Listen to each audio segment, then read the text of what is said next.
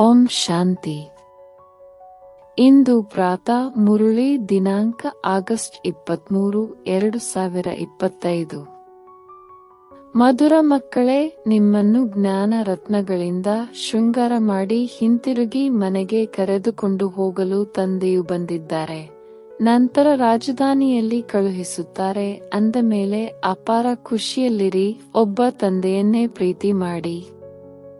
ಪ್ರಶ್ನೆ: ತಮ್ಮ ಧಾರಣೆಯನ್ನು ಶಕ್ತಿಶಾಲಿ ಪಕ್ಕಾ ಮಾಡಿಕೊಳ್ಳುವ ಆಧಾರವೇನು? ಉತ್ತರ: ತಮ್ಮ ಧಾರಣೆಯನ್ನು ಶಕ್ತಿಶಾಲಿ ಮಾಡಿಕೊಳ್ಳಲು ಸದಾ ಇದನ್ನು ಪಕ್ಕಾ ಮಾಡಿಕೊಳ್ಳಿ. ಇಂದಿನ ದಿನ ಏನು ಕಳೆಯಿತು, ಒಳ್ಳೆಯದೇ ಆಯಿತು. ಇದು ಮತ್ತೆ ಕಲ್ಪದ ನಂತರ ಆಗುವುದು. ಏನೆಲ್ಲವೂ ಆಯಿತೋ ಕಲ್ಪದ ಹಿಂದೆಯೂ ಇದೇ ರೀತಿಯಾಗಿತ್ತು. Nothing new, ಹೊಸದೇನಲ್ಲ. ಈ ಯುದ್ಧವು ಸಹ 5000 ವರ್ಷಗಳ ಮೊದಲು ನಡೆದಿತ್ತು.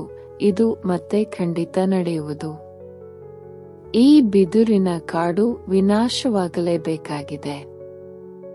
ಹೀಗೆ ಪ್ರತಿಕ್ಷಣ ಡ್ರಾಮಾದ ಸ್ಮೃತಿಯಲ್ಲಿರಿ. ಆಗ ಧಾರಣೆಯು ದೃಢವಾಗುತ್ತಾ ಹೋಗುವುದು. ಗೀತೆ: ದೂರ ದೇಶದಲ್ಲಿರುವವರು. ಓಂ ಶಾಂತಿ. ಮಕ್ಕಳು, ಮೊದಲು ಸಹ ದೂರ ದೇಶದಿಂದ ಪರದೇಶದಲ್ಲಿ ಬಂದಿದ್ದೀರಿ. ಈಗ ಈ ಪರದೇಶದಲ್ಲಿ ದುಃಖಿಯಾಗಿದ್ದೀರಿ. ಆದ್ದರಿಂದಲೇ ನಮ್ಮ ದೇಶ, ನಮ್ಮ ಮನೆಗೆ ಕರೆದುಕೊಂಡು ಹೋಗಿ ಎಂದು ಕರೆಯುತ್ತೀರಿ. ನಿಮ್ಮದೇ ಕೂಗಲ್ಲವೇ? ಬಹಳ ಸಮಯದಿಂದ ನೆನಪು ಮಾಡುತ್ತಾ ಬಂದಿದ್ದೀರಿ. ಆದ್ದರಿಂದ ತಂದೆಯು ಖುಷಿಯಿಂದ ಬರುತ್ತಾರೆ. ತಂದೆಗೆ ಗೊತ್ತಿದೆ, ನಾನು ಮಕ್ಕಳ ಬಳಿ ಹೋಗುತ್ತೇನೆ. ಯಾವ ಮಕ್ಕಳು ಕಾಮಚಿತೆಯ ಮೇಲೆ ಕುಳಿತು ಸುಟ್ಟು ಕಪ್ಪಾಗಿದ್ದಾರೆ, ಅವರನ್ನು ಪುನಃ ತಮ್ಮ ಮನೆಗೆ ಕರೆದುಕೊಂಡು ಹೋಗುವೆನು ಮತ್ತು ರಾಜಧಾನಿಯಲ್ಲಿ ಕಳುಹಿಸುವೆನು. ಅದಕ್ಕಾಗಿ ಮಕ್ಕಳನ್ನು ಜ್ಞಾನದಿಂದ ಶೃಂಗಾರವನ್ನು ಮಾಡುತ್ತೇನೆ. ಮಕ್ಕಳು ಸಹ ತಂದೆಗಿಂತಲೂ ಹೆಚ್ಚು ಖುಷಿ ಪಡಬೇಕು. ಯಾವಾಗ ತಂದೆಯೇ ಬಂದಿದ್ದಾರೆಂದರೆ ಅವರಿಗೆ ಬಲಿಹಾರಿಯಾಗಿ ಬಿಡಬೇಕು. ಅವರನ್ನು ಬಹಳ ಪ್ರೀತಿಸಬೇಕು. ತಂದೆಯು ನಿತ್ಯವೂ ತಿಳಿಸುತ್ತಾರೆ. ಆತ್ಮವೇ ಮಾತನಾಡುತ್ತದೆಯಲ್ಲವೇ? ತಂದೆಯು ಡ್ರಾಮಾನುಸಾರ 5000 ವರ್ಷಗಳ ನಂತರ ಬಂದಿದ್ದಾರೆ. ನಮಗೆ ಬಹಳ ಖುಷಿಯ ಖಜಾನೆಯು ಸಿಗುತ್ತಿದೆ. ಬಾಬಾ, ತಾವು ನಮ್ಮ ಜೋಳಿಗೆಯನ್ನು ತುಂಬಿಸುತ್ತಿದ್ದೀರಿ. ನಮ್ಮನ್ನು ತಮ್ಮ ಮನೆಯಾದ ಶಾಂತಿಧಾಮಕ್ಕೆ ಕರೆದುಕೊಂಡು ಹೋಗುತ್ತೀರಿ. ನಂತರ ರಾಜಧಾನಿಯಲ್ಲಿ ಕಳುಹಿಸುತ್ತೀರಿ. ಇದು ಎಷ್ಟು ಅಪಾರ ಖುಷಿ ಇರಬೇಕು. ತಂದೆಯು ತಿಳಿಸುತ್ತಾರೆ, ನಾನಂತೂ ಈ ಪರ ರಾಜಧಾನಿಯಲ್ಲಿಯೇ ಬರಬೇಕಾಗಿದೆ. ತಂದೆಯದು ಬಹಳ ಮಧುರ ಮತ್ತು ವಿಚಿತ್ರವಾದ ಪಾತ್ರವಾಗಿದೆ. ಯಾವಾಗ ಸ್ವಯಂ ತಂದೆಯೇ ಈ ಪರದೇಶದಲ್ಲಿ ಬರುವರೋ ಆಗಲೇ ನೀವು ಈ ಮಾತುಗಳನ್ನು ತಿಳಿದುಕೊಳ್ಳುತ್ತೀರಿ. ನಂತರ ಈ ಜ್ಞಾನವು ಪ್ರಾಯಲೋಪವಾಗಿ ಬಿಡುತ್ತದೆ. ಅಲ್ಲಿ ಇದರ ಅವಶ್ಯಕತೆಯೇ ಇರುವುದಿಲ್ಲ. ತಂದೆಯು ತಿಳಿಸುತ್ತಾರೆ, ನೀವು ಎಷ್ಟೊಂದು ತಿಳುವಳಿಕೆಹೀನರಾಗಿ ಬಿಟ್ಟಿದ್ದೀರಿ. ಡ್ರಾಮಾದ ಪಾತ್ರಧಾರಿಗಳಾಗಿದ್ದರೂ ಸಹ ತಂದೆಯನ್ನೇ ಅರಿತುಕೊಂಡಿಲ್ಲ. ಆ ತಂದೆಯೇ ಮಾಡಿಸುವವರಾಗಿದ್ದಾರೆ. ಅವರು ಏನು ಮಾಡುತ್ತಾರೆ ಮತ್ತು ಮಾಡಿಸುತ್ತಾರೆ ಎಂಬುದನ್ನೇ ಮರೆತು ಹೋಗಿದ್ದೀರಿ. ಇಡೀ ಹಳೆಯ ಪ್ರಪಂಚವನ್ನು ಸ್ವರ್ಗವನ್ನಾಗಿ ಮಾಡಲು ಬರುತ್ತಾರೆ ಮತ್ತು ಜ್ಞಾನವನ್ನು ಕೊಡುತ್ತಾರೆ. ಅವರು ಜ್ಞಾನ ಸಾಗರನೆಂದ ಮೇಲೆ ಅವಶ್ಯವಾಗಿ ಜ್ಞಾನ ಕೊಡುವ ಕರ್ತವ್ಯವನ್ನೇ ಮಾಡುತ್ತಾರಲ್ಲವೇ ಮತ್ತು ನಿಮ್ಮಿಂದಲೂ ಮಾಡಿಸುತ್ತಾರೆ. ಮಕ್ಕಳೇ, ಅನ್ಯರಿಗೂ ಈ ಸಂದೇಶವನ್ನು ಕೊಡಿ. ತಂದೆಯು ಎಲ್ಲರಿಗಾಗಿ ತಿಳಿಸುತ್ತಾರೆ. ಈಗ ದೇಹದ ಅಭಿಮಾನವನ್ನು ಬಿಟ್ಟು ನನ್ನನ್ನು ನೆನಪು ಮಾಡಿದರೆ ವಿಕರ್ಮಗಳು ವಿನಾಶವಾಗುತ್ತವೆ. ನಾನು ಶ್ರೀಮತವನ್ನು ಕೊಡುತ್ತೇನೆ. ಪಾಪಾತ್ಮರಂತೂ ಎಲ್ಲರೂ ಆಗಿದ್ದಾರೆ. ಈ ಸಮಯದಲ್ಲಿ ಇಡೀ ವೃಕ್ಷವೇ ತಮೋಪ್ರಧಾನ ಜಡಜಡೀಭೂತ ಸ್ಥಿತಿಯನ್ನು ತಲುಪಿದೆ. ಹೇಗೆ ಬಿದುರಿನ ಕಾಡಿಗೆ ಬೆಂಕಿಯು ಬಿದ್ದಿತೆಂದರೆ ಎಲ್ಲವೂ ಸಂಪೂರ್ಣವಾಗಿ ಸುಟ್ಟು ಭಸ್ಮವಾಗಿ ಬಿಡುತ್ತದೆ. ಆ ಬೆಂಕಿಯನ್ನು ಆರಿಸಲು ಕಾಡಿನಲ್ಲಿ ನೀರು ಎಲ್ಲಿಂದ ಬರಬೇಕು? ಹಾಗೆಯೇ ಈ ಹಳೆಯ ಪ್ರಪಂಚಕ್ಕೂ ಸಹ ಬೆಂಕಿ ಬೀಳಲಿದೆ. ತಂದೆಯು ತಿಳಿಸುತ್ತಾರೆ, ಇದು ಹೊಸದೇನಲ್ಲ. ತಂದೆಯು ಒಳ್ಳೊಳ್ಳೆಯ ವಿಚಾರಗಳನ್ನು ತಿಳಿಸುತ್ತಿರುತ್ತಾರೆ. ಅವನ್ನು ನೋಟ್ ಮಾಡಿಕೊಳ್ಳಬೇಕು. ತಂದೆಯು ತಿಳಿಸಿದ್ದರು, ಅನ್ಯ ಧರ್ಮ ಸ್ಥಾಪಕರು ಕೇವಲ ತಮ್ಮ ಧರ್ಮವನ್ನು ಸ್ಥಾಪನೆ ಮಾಡಲು ಬರುತ್ತಾರೆ. ವಾಸ್ತವದಲ್ಲಿ ಅವರಿಗೆ ಸಂದೇಶ ಪುತ್ರರೆಂದು ಹೇಳಲಾಗುವುದಿಲ್ಲ. ಇದನ್ನು ಸಹ ಬಹಳ ಯುಕ್ತಿಯಿಂದ ಬರೆಯಬೇಕು. ಶಿವ ತಂದೆಯು ಮಕ್ಕಳಿಗೆ ತಿಳಿಸುತ್ತಿದ್ದಾರೆ, ಮಕ್ಕಳೇ ಎಂದು ಅಂದ ಮೇಲೆ ಎಲ್ಲರೂ ಸಹೋದರರಾದಿರಿ. ಆದ್ದರಿಂದ ಪ್ರತಿಯೊಂದು ಚಿತ್ರದಲ್ಲಿ, ಪ್ರತಿಯೊಂದು ಬರವಣಿಗೆಯಲ್ಲಿ ಶಿವ ತಂದೆಯು ಹೀಗೆ ತಿಳಿಸುತ್ತಾರೆ ಎಂಬುದನ್ನು ಅವಶ್ಯವಾಗಿ ಬರೆಯಬೇಕಾಗಿದೆ.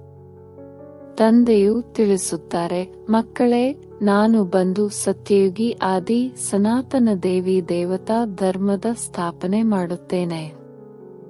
ಎಲ್ಲಿ 100% ಸುಖ, ಶಾಂತಿ, ಪವಿತ್ರತೆ ಎಲ್ಲವೂ ಇರುತ್ತದೆ. ಆದ್ದರಿಂದ ಅದಕ್ಕೆ ಸ್ವರ್ಗವೆಂದು ಹೇಳಲಾಗುತ್ತದೆ. ಅಲ್ಲಿ ದುಃಖದ ಹೆಸರು ಇರುವುದಿಲ್ಲ. ಬಾಕಿ ಯಾವುದೆಲ್ಲ ಧರ್ಮಗಳಿವೆಯೋ ಅವೆಲ್ಲದರ ವಿನಾಶ ಮಾಡಿಸಲು ನಿಮಿತ್ತನಾಗುತ್ತೇನೆ. ಸತ್ಯಯುಗದಲ್ಲಿ ಇರುವುದೇ ಒಂದು ಧರ್ಮ, ಅದು ಹೊಸ ಪ್ರಪಂಚವಾಗಿದೆ. ಹಳೆಯ ಪ್ರಪಂಚವನ್ನು ಸಮಾಪ್ತಿ ಮಾಡಿಸುತ್ತೇನೆ. ಈ ಕಾರ್ಯವನ್ನು ಮತ್ಯಾರೂ ಮಾಡುವುದಿಲ್ಲ. ಶಂಕರನ ಮೂಲಕ ವಿನಾಶವೆಂದು ಹೇಳಲಾಗುತ್ತದೆ. ವಿಷ್ಣುವು ಸಹ ಲಕ್ಷ್ಮೀನಾರಾಯಣರೇ ಆಗಿದ್ದಾರೆ. ಪ್ರಜಾಪಿತ ಬ್ರಹ್ಮನೂ ಇಲ್ಲಿಯೇ ಇದ್ದಾರೆ. ಇವರೇ ಪತಿತರಿಂದ ಪಾವನರಾಗಿ ಫರಿಷ್ಠೆಯಾಗಿದ್ದಾರೆ. ಆದ್ದರಿಂದಲೇ ಬ್ರಹ್ಮ ದೇವತೆ ಎಂದು ಹೇಳಲಾಗುತ್ತದೆ. ಇವರಿಂದ ದೇವಿ ದೇವತಾ ಧರ್ಮವು ಸ್ಥಾಪನೆಯಾಗುತ್ತದೆ. ಈ ತಂದೆಯು ಸಹ ದೇವಿ ದೇವತಾ ಧರ್ಮದ ಮೊದಲ ರಾಜಕುಮಾರನಾಗುತ್ತಾರೆ ಅಂದಾಗ ಬ್ರಹ್ಮನ ಮೂಲಕ ಸ್ಥಾಪನೆ, ಶಂಕರನ ಮೂಲಕ ವಿನಾಶ ತಿಳಿಸುವುದಕ್ಕಾಗಿಯೇ ಈ ಚಿತ್ರಗಳನ್ನು ಮಾಡಿಸಲಾಗಿದೆ. ಇದರ ಅರ್ಥವು ಯಾರಿಗೂ ಗೊತ್ತಿಲ್ಲ. ಸ್ವದರ್ಶನ ಚಕ್ರಧಾರಿಯ ಬಗ್ಗೆಯೂ ತಿಳಿಸಿದ್ದಾರೆ. ಪರಮಪಿತ ಪರಮಾತ್ಮನು ಸೃಷ್ಟಿಯ ಆದಿ ಮಧ್ಯಾಂತ್ಯವನ್ನು ಅರಿತಿದ್ದಾರೆ. ಅವರಲ್ಲಿ ಸಂಪೂರ್ಣ ಜ್ಞಾನವಿದೆ ಅಂದ ಮೇಲೆ ಸ್ವದರ್ಶನ ಚಕ್ರಧಾರಿಯಾದರಲ್ಲವೇ? ನಾನೇ ಈ ಜ್ಞಾನವನ್ನು ತಿಳಿಸುತ್ತೇನೆಂದು ತಂದೆಗೆ ಗೊತ್ತಿದೆ ಅಂದ ಮೇಲೆ ನಾನು ಕಮಲ ಪುಷ್ಪ ಸಮಾನನಾಗಬೇಕಾಗಿದೆ ಎಂಬ ಮಾತನ್ನು ಶಿವ ತಂದೆಯು ಹೇಳುವುದಿಲ್ಲ. ಸತ್ಯಯುಗದಲ್ಲಿ ನೀವು ಕಮಲಪುಷ್ಪ ಸಮಾನರಾಗಿಯೇ ಇರುತ್ತೀರಿ. ಸನ್ಯಾಸಿಗಳಿಗೆ ಈ ಮಾತುಗಳನ್ನು ಹೇಳುವುದಿಲ್ಲ. ಅವರಂತೂ ಕಾಡಿಗೆ ಹೊರಟು ಹೋಗುತ್ತಾರೆ. ತಂದೆಯು ತಿಳಿಸುತ್ತಾರೆ, ಮೊದಲು ಅವರು ಪವಿತ್ರ ಸತೋಪ್ರಧಾನರಾಗಿರುತ್ತಾರೆ. ಭಾರತವನ್ನು ಪವಿತ್ರತೆಯ ಬಲದಿಂದ ಸ್ವಲ್ಪ ಮಟ್ಟಿಗೆ ಸುಧಾರಣೆ ಮಾಡುತ್ತಾರೆ.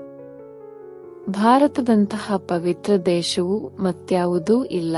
ಹೇಗೆ ತಂದೆಯ ಮಹಿಮೆಯಿದೆಯೋ ಹಾಗೆಯೇ ಭಾರತದ ಮಹಿಮೆಯೂ ಇದೆ. ಭಾರತವು ಸ್ವರ್ಗವಾಗಿತ್ತು. ಈ ಲಕ್ಷ್ಮೀನಾರಾಯಣರು ರಾಜ್ಯಭಾರ ಮಾಡುತ್ತಿದ್ದರು, ಮತ್ತೆ ಎಲ್ಲಿ ಹೋದರು? ಇದನ್ನು ಸಹ ನೀವೀಗ ತಿಳಿದುಕೊಂಡಿದ್ದೀರಿ. ಮತ್ಯಾರ ಬುದ್ಧಿಯಲ್ಲಿಯೂ ಈ ದೇವತೆಗಳೇ 84 ಜನ್ಮಗಳನ್ನು ಪಡೆದು ನಂತರ ಪೂಜಾರಿಗಳಾಗುತ್ತಾರೆ ಎಂಬ ಮಾತು ತಿಳಿದಿರುವುದಿಲ್ಲ. ಈಗ ನಿಮಗೆ ಸಂಪೂರ್ಣ ಜ್ಞಾನವಿದೆ. ನಾವೀಗ ಪೂಜ್ಯ ದೇವಿ ದೇವತೆಗಳಾಗುತ್ತೇವೆ, ನಂತರ ಪೂಜಾರಿ ಮನುಷ್ಯರಾಗುತ್ತೇವೆ. ಮನುಷ್ಯರಂತೂ ಮನುಷ್ಯರೇ ಆಗುತ್ತಾರೆ. ಯಾವ ಅನೇಕ ಪ್ರಕಾರದ ಚಿತ್ರವನ್ನು ತೋರಿಸುತ್ತಾರೆ, ಈ ರೀತಿಯಂತೂ ಮನುಷ್ಯರಿರುವುದಿಲ್ಲ. ಇವೆಲ್ಲವೂ ಭಕ್ತಿ ಮಾರ್ಗದ ಚಿತ್ರಗಳಾಗಿವೆ. ನಿಮ್ಮ ಜ್ಞಾನವಂತೂ ಗುಪ್ತವಾಗಿದೆ. ಎಲ್ಲರೂ ಈ ಜ್ಞಾನವನ್ನು ತೆಗೆದುಕೊಳ್ಳುವುದಿಲ್ಲ. ಯಾರು ಈ ದೇವಿ ದೇವತಾ ಧರ್ಮದ ಎಲೆಗಳಾಗಿರುವರೋ ಅವರೇ ತೆಗೆದುಕೊಳ್ಳುತ್ತಾರೆ. ಯಾರು ಅನ್ಯರನ್ನು ಒಪ್ಪುವವರಿದ್ದಾರೆಯೋ ಅವರು ಈ ಜ್ಞಾನವನ್ನು ಕೇಳುವುದಿಲ್ಲ. ಶಿವ ಮತ್ತು ದೇವತೆಗಳ ಭಕ್ತಿ ಮಾಡುವವರೇ ಇಲ್ಲಿ ಬರುತ್ತಾರೆ. ಮೊಟ್ಟಮೊದಲಿಗೆ ನನ್ನ ಪೂಜೆಯನ್ನು ಮಾಡುತ್ತಾರೆ, ಮತ್ತೆ ಪೂಜಾರಿಗಳಾಗಿ ತಮ್ಮದೇ ಪೂಜೆಯನ್ನು ಮಾಡಿಕೊಳ್ಳುತ್ತಾರೆ. ಅಂದಾಗ ಈಗ ನಿಮಗೆ ಖುಷಿಯಾಗುತ್ತದೆ, ನಾವು ಪೂಜ್ಯರಿಂದ ಪೂಜಾರಿಗಳಾದೆವು, ಈಗ ಮತ್ತೆ ಪೂಜ್ಯರಾಗುತ್ತೇವೆ. ಎಷ್ಟೊಂದು ಖುಷಿಯನ್ನಾಚರಿಸುತ್ತಾರೆ. ಇಲ್ಲಂತೂ ಅಲ್ಪ ಕಾಲಕ್ಕಾಗಿ ಖುಷಿಯನ್ನಾಚರಿಸುತ್ತಾರೆ.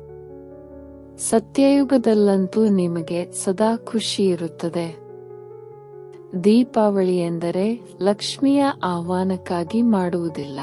ಅಲ್ಲಿ ಪಟ್ಟಾಭಿಷೇಕದಂದು ದೀಪಾವಳಿಯನ್ನಾಚರಿಸುತ್ತಾರೆ. ಬಾಕಿ ಈ ಸಮಯದಲ್ಲಿ ಯಾವ ಉತ್ಸವಗಳನ್ನಾಚರಿಸುವರೋ ಅವು ಅಲ್ಲಿರುವುದಿಲ್ಲ. ಅಲ್ಲಿ ಸುಖವೇ ಸುಖವಿರುತ್ತದೆ. ಇದೊಂದೇ ಸಮಯವಾಗಿದೆ ಯಾವಾಗ ನೀವು ಆದಿ ಮಧ್ಯ ಅಂತ್ಯವನ್ನು ಅರಿತುಕೊಳ್ಳುತ್ತೀರಿ. ಇವೆಲ್ಲ ಜ್ಞಾನ ಬಿಂದುಗಳನ್ನು ಬರೆಯಿರಿ. ಸನ್ಯಾಸಿಗಳದು ಹಠಯೋಗ, ಇದು ರಾಜಯೋಗವಾಗಿದೆ. ತಂದೆಯು ತಿಳಿಸುತ್ತಾರೆ, ಒಂದೊಂದು ಪುಟದಲ್ಲಿಯೂ ಸಹ ಶಿವ ತಂದೆಯ ಹೆಸರು ಅವಶ್ಯವಾಗಿ ಇರಲಿ. ಶಿವ ತಂದೆಯು ನಾವು ಮಕ್ಕಳಿಗೆ ತಿಳಿಸುತ್ತಾರೆ, ನಿರಾಕಾರಿ ಆತ್ಮಗಳು ಈಗ ಸಾಕಾರದಲ್ಲಿ ಕುಳಿತಿದ್ದೀರಿ ಅಂದಮೇಲೆ ತಂದೆಯು ಸಾಕಾರದಲ್ಲಿ ತಿಳಿಸುತ್ತಾರಲ್ಲವೇ. ತಂದೆಯು ಹೇಳುತ್ತಾರೆ, ಮಕ್ಕಳೇ, ತನ್ನನ್ನು ಆತ್ಮನೆಂದು ತಿಳಿದು ನನ್ನನ್ನು ನೆನಪು ಮಾಡಿ. ಶಿವ ಭಗವಾನುವಾಚ್, ಮಕ್ಕಳ ಪ್ರತಿ ಅವರೇ ಸ್ವಯಂ ಇಲ್ಲಿ ಸನ್ಮುಖದಲ್ಲಿದ್ದಾರಲ್ಲವೇ. ಮುಖ್ಯವಾದ ವಿಚಾರಗಳು ಪುಸ್ತಕದಲ್ಲಿ ಈ ರೀತಿ ಸ್ಪಷ್ಟವಾಗಿ ಬರೆಯಲ್ಪಟ್ಟಿರಲಿ. ಅವನ್ನು ಓದುವುದರಿಂದಲೇ ಜ್ಞಾನವು ಸಹಜವಾಗಿ ಅರ್ಥವಾಗಲಿ. ಶಿವ ಭಗವಾನುವಾಚ ಎಂದು ಹೇಳುವುದರಿಂದ ಓದಲು ಬಹಳ ಆನಂದವಾಗುತ್ತದೆ. ಇದು ಬುದ್ಧಿಯ ಕೆಲಸವಲ್ಲವೇ. ತಂದೆಯೂ ಸಹ ಶರೀರದ ಆಧಾರವನ್ನು ತೆಗೆದುಕೊಂಡು ತಿಳಿಸುತ್ತಾರಲ್ಲವೇ. ಇವರ ಆತ್ಮನೂ ಕೇಳಿಸಿಕೊಳ್ಳುತ್ತದೆ ಅಂದಾಗ ಮಕ್ಕಳಿಗೆ ಬಹಳ ನಶೆ ಇರಬೇಕು. ತಂದೆಯ ಪ್ರತಿ ಬಹಳ ಪ್ರೀತಿ ಇರಬೇಕು. ಇದಂತೂ ತಂದೆಯ ರಥವಾಗಿದೆ. ಇವರದು ಬಹಳ ಜನ್ಮಗಳ ಅಂತಿಮದ ಜನ್ಮವಾಗಿದೆ. ತಂದೆಯು ಇವರಲ್ಲಿ ಪ್ರವೇಶ ಮಾಡಿದ್ದಾರೆ. ಬ್ರಹ್ಮರವರ ಮೂಲಕ ಬ್ರಾಹ್ಮಣರಾಗುತ್ತೀರಿ, ನಂತರ ಮನುಷ್ಯರಿಂದ ದೇವತೆಗಳಾಗುತ್ತೀರಿ. ಚಿತ್ರವು ಎಷ್ಟು ಸ್ಪಷ್ಟವಾಗಿದೆ. ಬಲೆ, ತಮ್ಮ ಚಿತ್ರವನ್ನು ಇಟ್ಟುಕೊಳ್ಳಿ. ಚಿತ್ರವನ್ನು ಇಡೀ ಮೇಲೆ ಅಥವಾ ಪಕ್ಕದಲ್ಲಿ ತಮ್ಮ ಚಿತ್ರವನ್ನು ತೋರಿಸಿ, ಯೋಗಬಲದಿಂದ ನಾವು ಈ ರೀತಿಯಾಗುತ್ತೇವೆ ಎಂಬುದನ್ನು ಬರೆಯಿರಿ. ಮೇಲೆ ಶಿವ ತಂದೆ ಅವರನ್ನು ನೆನಪು ಮಾಡುತ್ತಾ ಮಾಡುತ್ತಾ ಮನುಷ್ಯರಿಂದ ದೇವತೆಗಳಾಗಿ ಬಿಡುತ್ತೇವೆ. ಚಿತ್ರಗಳು ಸಂಪೂರ್ಣ ಸ್ಪಷ್ಟವಾಗಿದೆ. ಬಣ್ಣದ ಚಿತ್ರಗಳಿಂದ ಕೂಡಿದ ಪುಸ್ತಕವು ಈ ರೀತಿ ಇರಲಿ. ಅದನ್ನು ನೋಡುತ್ತಿದ್ದಂತೆಯೇ ಮನುಷ್ಯರಿಗೆ ಖುಷಿಯಾಗಿ ಬಿಡಬೇಕು. ಬಡವರಿಗಾಗಿ ಕಡಿಮೆ ಬೆಲೆಯ ಪುಸ್ತಕವನ್ನು ಮುದ್ರಿಸಬಹುದು. ದೊಡ್ಡದರಿಂದ ಚಿಕ್ಕದು, ಚಿಕ್ಕದರಿಂದ ಇನ್ನೂ ಚಿಕ್ಕದನ್ನು ಮಾಡಿಸಿ ಅದರಲ್ಲಿ ಸಂಪೂರ್ಣ ರಹಸ್ಯವು ಬಂದು ಬಿಡಬೇಕು. ಗೀತೆಯ ಭಗವಂತನ ಚಿತ್ರವು ಮುಖ್ಯವಾಗಿದೆ. ಆ ಗೀತೆಯ ಮೇಲೆ ಕೃಷ್ಣನ ಚಿತ್ರ, ಈ ಗೀತೆಯ ಮೇಲೆ ತ್ರಿಮೂರ್ತಿಯ ಚಿತ್ರವಿದ್ದಾಗ ಮನುಷ್ಯರಿಗೆ ತಿಳಿಸುವುದರಲ್ಲಿ ಸಹಜವಾಗುತ್ತದೆ. ಪ್ರಜಾಪಿತ ಬ್ರಹ್ಮನ ಮಕ್ಕಳು ಬ್ರಾಹ್ಮಣರು ಇಲ್ಲಿಯೇ ಇದ್ದಾರೆ. ಪ್ರಜಾಪಿತ ಬ್ರಹ್ಮನು ಸೂಕ್ಷ್ಮವತನದಲ್ಲಂತೂ ಇರಲು ಸಾಧ್ಯವಿಲ್ಲ. ಬ್ರಹ್ಮ ದೇವತಾಯ ನಮಃ, ವಿಷ್ಣು ದೇವತಾಯ ನಮಃ ಎಂದು ಹೇಳುತ್ತಾರೆ. ಈಗ ದೇವತೆಗಳು ಯಾರಾದರು? ದೇವತೆಗಳಂತೂ ಇಲ್ಲಿಯೇ ರಾಜ್ಯಭಾರ ಮಾಡುತ್ತಿದ್ದರು. ದೈವಿ ರಾಜಧಾನಿಯಂತೂ ಇದೆಯಲ್ಲವೇ ಅಂದಾಗ ಇದೆಲ್ಲವನ್ನೂ ಒಳ್ಳೆಯ ರೀತಿಯಲ್ಲಿ ತಿಳಿಸಬೇಕಾಗುತ್ತದೆ. ಬ್ರಹ್ಮನಿಂದ ವಿಷ್ಣು, ವಿಷ್ಣುವಿನಿಂದ ಬ್ರಹ್ಮ ಇಬ್ಬರು ಇಲ್ಲಿಯೇ ಇದ್ದಾರೆ. ಚಿತ್ರವಿದ್ದಾಗ ಇದನ್ನು ತಿಳಿಸಿಕೊಡಬಹುದು. ಮೊಟ್ಟ ಮೊದಲು ಪರಮಾತ್ಮನನ್ನು ಸಿದ್ಧ ಮಾಡಿ, ಆಗ ಮತ್ತೆಲ್ಲ ಮಾತುಗಳು ಸಿದ್ಧವಾಗುವು. ಬಹಳಷ್ಟು ಜ್ಞಾನ ಬಿಂದುಗಳಿವೆ, ಮತ್ತೆಲ್ಲರೂ ಧರ್ಮ ಸ್ಥಾಪನೆ ಮಾಡಲು ಬರುತ್ತಾರೆ. ತಂದೆಯಂತೂ ಸ್ಥಾಪನೆ ಮತ್ತು ವಿನಾಶ ಎರಡನ್ನೂ ಮಾಡಿಸುತ್ತಾರೆ. ಎಲ್ಲವೂ ಡ್ರಾಮಾನುಸಾರವಾಗಿಯೇ ಆಗುತ್ತದೆ. ಬ್ರಹ್ಮನು ಮಾತನಾಡಬಲ್ಲರು, ವಿಷ್ಣುವು ಮಾತನಾಡುತ್ತಾರೆ. ಸೂಕ್ಷ್ಮವತನದಲ್ಲಿ ಏನು ಮಾತನಾಡುತ್ತಾರೆ? ಇದೆಲ್ಲವೂ ತಿಳಿದುಕೊಳ್ಳುವ ಮಾತುಗಳಾಗಿವೆ. ಇಲ್ಲಿ ನೀವು ತಿಳಿದುಕೊಳ್ಳಿ, ಇಲ್ಲಿಂದ ಮತ್ತೆ ಮೇಲಿನ ತರಗತಿಗೆ, ಮೇಲಿನ ಅಂತಸ್ತಿಗೆ ವರ್ಗಾಯಿತರಾಗುತ್ತೀರಿ. ಬೇರೆ ಕೋಣೆಯೇ ಸಿಕ್ಕಿ ಬಿಡುತ್ತದೆ. ಮೂಲವತನದಲ್ಲಿ ಯಾರೂ ಕುಳಿತು ಬಿಡುವಂತಿಲ್ಲ, ಮತ್ತೆ ಅಲ್ಲಿಂದ ನಂಬರ್ವಾರ್ ಆಗಿ ಬರಬೇಕಾಗಿದೆ. ಅಂದಾಗ ಮೊಟ್ಟ ಮೊದಲು ಮೂಲ ಮಾತು ಒಂದೇ ಆಗಿದೆ, ಅದರ ಮೇಲೆ ಒತ್ತು ಕೊಟ್ಟು ತಿಳಿಸಬೇಕು. ಕಲ್ಪದ ಮೊದಲು ಸಹ ಈ ರೀತಿಯಾಗಿತ್ತು. ಈ ಸೆಮಿನಾರ್ ಇತ್ಯಾದಿಗಳು ಸಹ ಕಲ್ಪದ ಹಿಂದೆಯೂ ಆಗಿತ್ತು. ಇಂತಹ ವಿಚಾರಗಳು ಹೊರಬಂದಿತ್ತು. ಇಂದಿನ ದಿನ ಯಾವುದು ಕಳೆದು ಹೋಯಿತೋ ಅದು ಒಳ್ಳೆಯದೇ ಆಯಿತು. ಮತ್ತೆ ಕಲ್ಪದ ನಂತರ ಇದೇ ರೀತಿಯಾಗುವುದು. ಹೀಗೀಗೆ ತಮ್ಮ ಧಾರಣೆ ಮಾಡಿಕೊಳ್ಳುತ್ತಾ ಶಕ್ತಿಶಾಲಿಗಳಾಗುತ್ತಾ ಹೋಗಿ. ತಂದೆಯು ತಿಳಿಸಿದ್ದರು, ಮಾಸಪತ್ರಿಕೆಯಲ್ಲಿಯೂ ಸಹ ಹಾಕಿಸಿ, ಈ ಯುದ್ಧವು 5000 ವರ್ಷಗಳ ಹಿಂದೆಯೂ ಆಗಿತ್ತು, ಹೊಸದೇನಲ್ಲ. ಈ ಮಾತುಗಳನ್ನು ನೀವೇ ತಿಳಿದುಕೊಳ್ಳುತ್ತೀರಿ, ಹೊರಗಿನವರು ತಿಳಿದುಕೊಳ್ಳಲು ಸಾಧ್ಯವಿಲ್ಲ. ಈ ಮಾತುಗಳು ಬಹಳ ಅದ್ಭುತವಾಗಿವೆ. ಯಾವಾಗಲಾದರೂ ಹೋಗಿ ತಿಳಿದುಕೊಳ್ಳುತ್ತೇವೆ ಎಂದಷ್ಟೇ ಹೇಳುತ್ತಾರೆ. ಶಿವ ಭಗವಾನುವಾಚ್, ಮಕ್ಕಳ ಪ್ರತಿ ಇಂತಿಂತಹ ಶಬ್ದಗಳಿದ್ದಾಗ ಬಂದು ಅವಶ್ಯವಾಗಿ ತಿಳಿದುಕೊಳ್ಳುವರು. ಪ್ರಜಾಪಿತ ಬ್ರಹ್ಮ ಕುಮಾರ ಕುಮಾರಿಯರೆಂದು ಹೆಸರನ್ನು ಬರೆಯಲಾಗಿದೆ. ಪ್ರಜಾಪಿತ ಬ್ರಹ್ಮನಿಂದಲೇ ಬ್ರಾಹ್ಮಣರು ರಚಿಸಲ್ಪಡುತ್ತಾರೆ. ಬ್ರಾಹ್ಮಣ ದೇವಿ ದೇವತಾಯ ನಮಃ ಎಂದು ಹೇಳುತ್ತಾರಲ್ಲವೇ, ಅಂದಾಗ ಯಾವ ಬ್ರಾಹ್ಮಣರು? ಬ್ರಹ್ಮನ ಸಂತಾನರು ಯಾರು ಎಂಬ ಮಾತನ್ನು ಬ್ರಾಹ್ಮಣರಿಗೂ ಸಹ ಹೋಗಿ ತಿಳಿಸಿ. ಪ್ರಜಾಪಿತ ಬ್ರಹ್ಮನಿಗೆ ಇಷ್ಟೊಂದು ಮಂದಿ ಮಕ್ಕಳಿದ್ದಾರೆಂದರೆ ಅವಶ್ಯವಾಗಿ ಇಲ್ಲಿ ದತ್ತು ಮಾಡಿಕೊಳ್ಳಲಾಗುತ್ತದೆ. ಯಾರು ತಮ್ಮ ಕುಲದವರಾಗಿರುವರೋ ಅವರು ಚೆನ್ನಾಗಿ ತಿಳಿದುಕೊಳ್ಳುತ್ತಾರೆ. ನೀವಂತೂ ತಂದೆಯ ಮಕ್ಕಳಾದಿರಿ. ತಂದೆಯು ಬ್ರಹ್ಮರವರನ್ನು ಸಹ ದತ್ತು ಮಾಡಿಕೊಳ್ಳುತ್ತಾರೆ. ಇಲ್ಲವಾದರೆ ಶರೀರವು ಎಲ್ಲಿಂದ ಬರುವುದು? ಬ್ರಾಹ್ಮಣರು ಈ ಮಾತುಗಳನ್ನು ತಿಳಿದುಕೊಳ್ಳುತ್ತಾರೆ, ಸನ್ಯಾಸಿಗಳು ತಿಳಿದುಕೊಳ್ಳುವುದಿಲ್ಲ. ಅಜ್ಮೀರ್ನಲ್ಲಿ ಬ್ರಾಹ್ಮಣರಿರುತ್ತಾರೆ ಮತ್ತು ಹರಿದ್ವಾರದಲ್ಲಿ ಕೇವಲ ಸನ್ಯಾಸಿಗಳೇ ಇರುತ್ತಾರೆ. ಬ್ರಾಹ್ಮಣರು ಮಾರ್ಗದರ್ಶಕರಾಗಿರುತ್ತಾರೆ, ಆದರೆ ಅವರಂತೂ ಬಡವರಾಗಿರುತ್ತಾರೆ. ಅಂದಾಗ ತಿಳಿಸಿ, ನೀವೀಗ ಸ್ಥೂಲ ದೈಹಿಕ ಮಾರ್ಗದರ್ಶಕರಾಗಿದ್ದೀರಿ. ಈಗ ಆತ್ಮಿಕ ಮಾರ್ಗದರ್ಶಕರಾಗಿ. ನಿಮ್ಮ ಹೆಸರು ಕೂಡ ಮಾರ್ಗದರ್ಶಕರು ಎಂದಾಗಿದೆ. ಪಾಂಡವ ಸೈನ್ಯವನ್ನು ಸಹ ತಿಳಿದುಕೊಂಡಿಲ್ಲ. ತಂದೆಯು ಪಾಂಡವರ ಅಧಿನಾಯಕನಾಗಿದ್ದಾರೆ.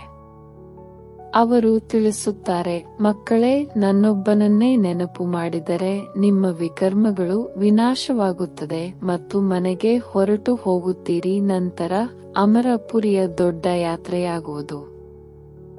ಮೂಲವತನದ ಯಾತ್ರೆಯು ಎಷ್ಟು ದೊಡ್ಡದಾಗಿರಬಹುದು?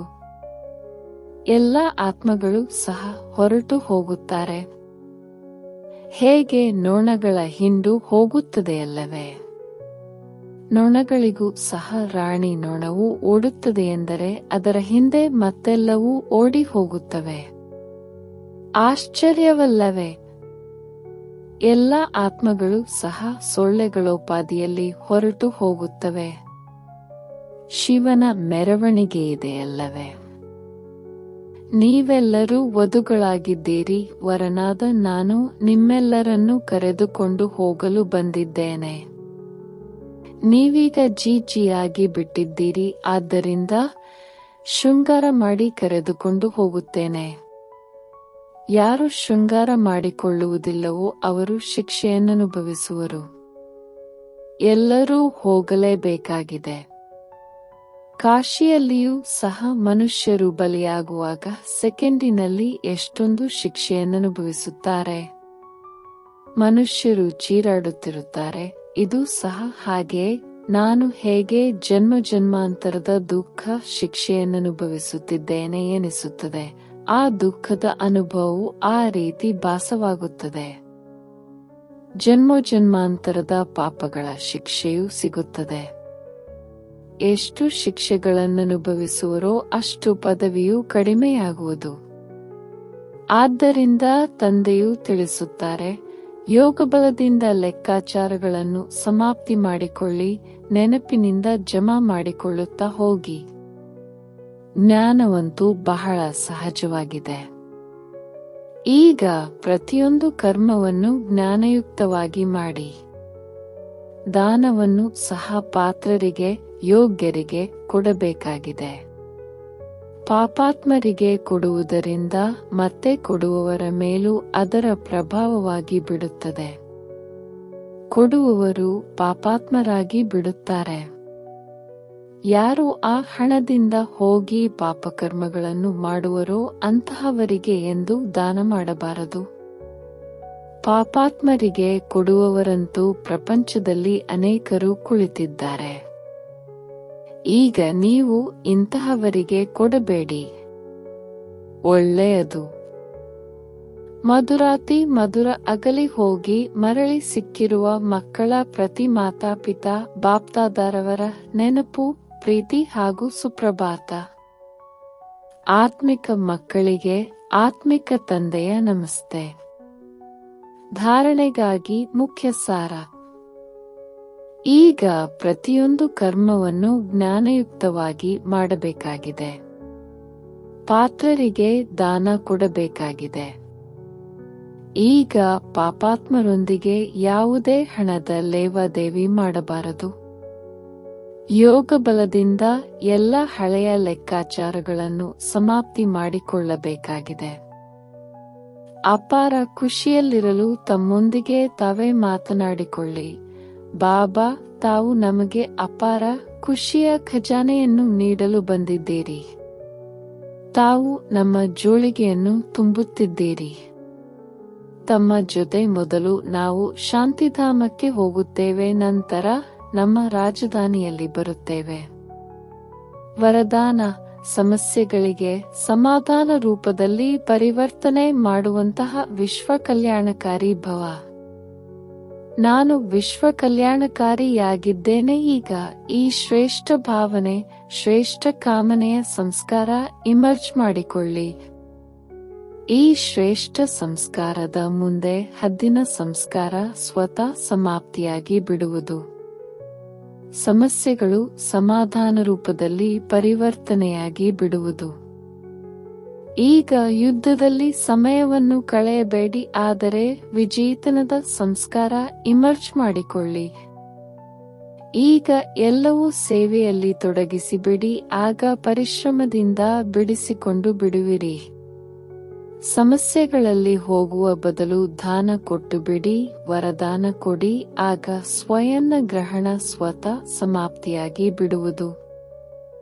ಸ್ಲೋಗನ್: ಯಾರದೇ ಕಡಿಮೆ ಬಲಹೀನತೆಗಳ ವರ್ಣನೆ ಮಾಡುವ ಬದಲು ಗುಣಸ್ವರೂಪರಾಗಿ ಗುಣಗಳನ್ನೇ ವರ್ಣನೆ ಮಾಡಿ. ಅವ್ಯಕ್ತ ಸೂಚನೆ: ಸಹಜಯೋಗಿ ಆಗಬೇಕೆಂದರೆ ಪರಮಾತ್ಮನ ಪ್ರೀತಿಯ ಅನುಭವಿಯಾಗಿರಿ.